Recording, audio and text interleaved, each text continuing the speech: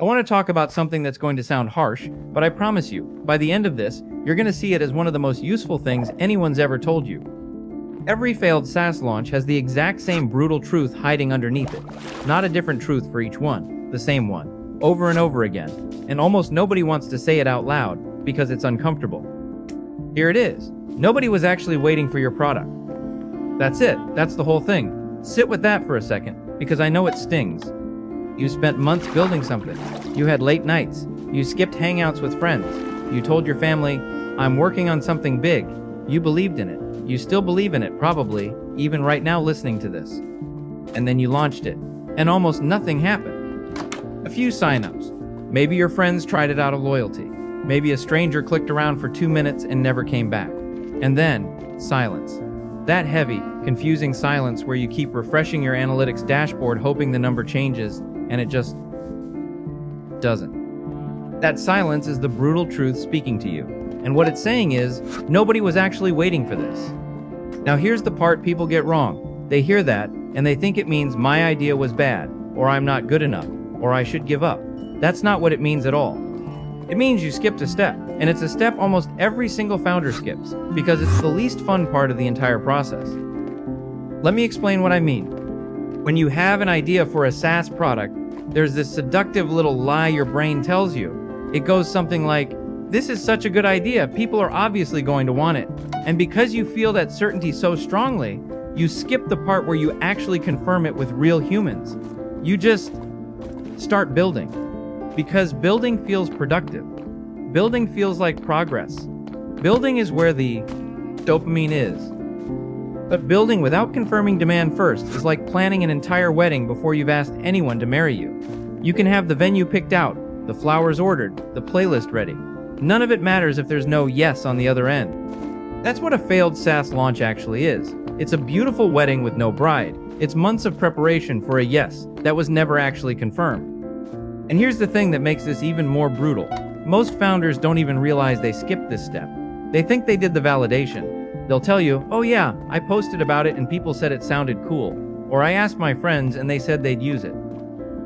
But that's not validation. That's politeness. There's a massive difference between someone saying that sounds cool and someone actually pulling out their card and paying for it. Words are free. Money is not. And until money changes hands, you don't actually know anything. I think a lot of founders are scared to find this out early, honestly, even if they don't admit it to themselves. Because as long as you haven't asked, you get to live in this comfortable fantasy where your idea is definitely great and everyone's definitely going to love it. The second you ask for money, that fantasy either gets confirmed or it gets shattered. And a lot of people would rather keep building in that fantasy for 6 more months than risk hearing a real answer in week 1. That's not laziness, by the way. I don't think it's about being lazy. I think it's fear wearing a work ethic costume. It looks like effort. It looks like dedication. But underneath, it's actually avoidance. Building feels safer than selling because building doesn't come with rejection attached to it.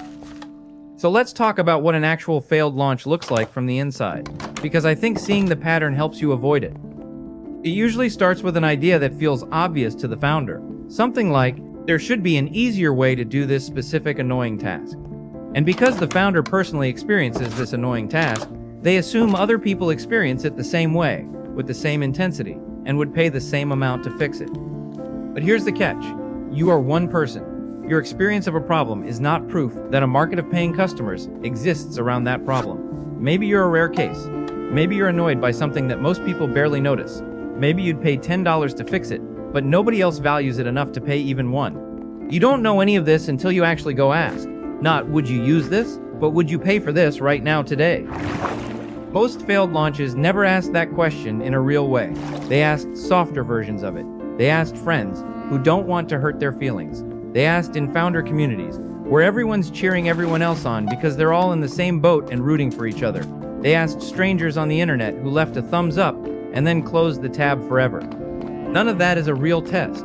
A real test is, here's my product, here's the price. Are you paying or not? That's uncomfortable. That's the part everyone avoids. And the SaaS projects that avoid it the longest are the ones that fail the hardest because they've built the most, invested the most, and hoped the most, right up until launch day slaps them with reality.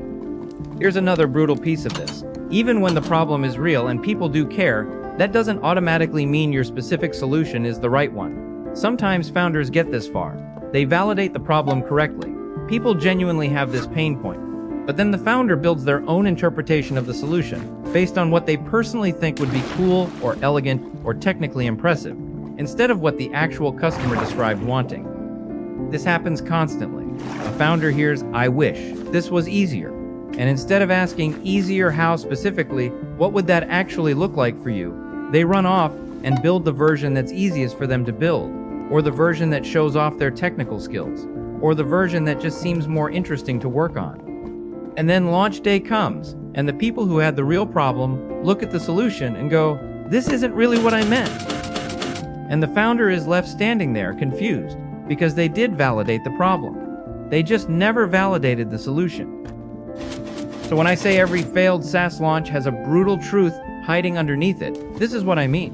It's never really about the code. It's never really about the design. It's about skipping the uncomfortable conversations that would have told you the truth months earlier when it was cheap to hear it, instead of on launch day when it's expensive to hear it. Now I want to say something that might sound contradictory after everything I just said. Failing is not actually the worst outcome here. The worst outcome is failing quietly, learning nothing, and doing the exact same thing again on your next idea. Because here's what happens to a lot of founders after a failed launch. They get discouraged. They tell themselves the market wasn't ready, or the timing was wrong, or they just need a better idea next time. And then they go build the next thing, the exact same way, skipping the exact same step, and they're shocked when the exact same silence greets them again.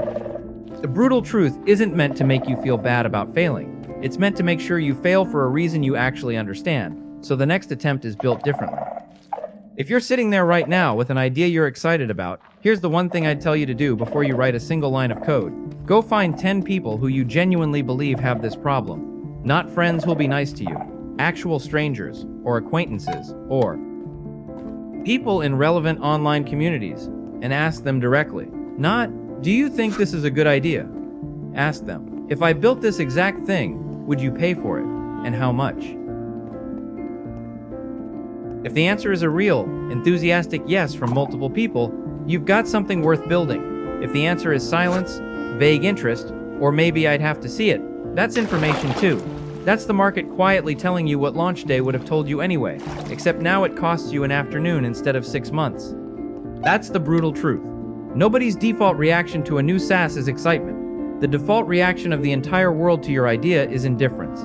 And your job, before you build anything, is to find the small handful of people who break that indifference and say, "Yes, I actually need this, and I'll pay for it." Everything else, the code, the design, the onboarding flow, all of that comes after. It only matters once you know someone's actually waiting on the other side. If this hit a little different than you expected, that's the point. Subscribe if you want more of these honest breakdowns, because there's a lot more truth like this that nobody talks about in this space.